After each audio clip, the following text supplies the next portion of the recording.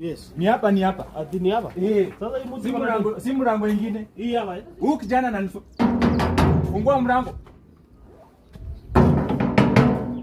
Fungua mlango haraka sana. Ni huyu. Kirui nimefika hiyo kirui. Tulikubaliana namna gani? Naenda chambasi kwa hapo. Imekaa saa hizi miezi 3. Ulisema unaleta mahari. Mpaka saa hii. Leta hiyo gari hapa. Unaishi na msichana wangu bure tu. Wewe mzee, umenileta. Sasa utahandle kazi hapa, utahandle kazi. Sasa mkopo unajua. Habari yako bwana? Ni huyu. Jambo sana. Sasa wewe iko na deni ya hii mzee. Uko na deni ya hii mzee? Mari.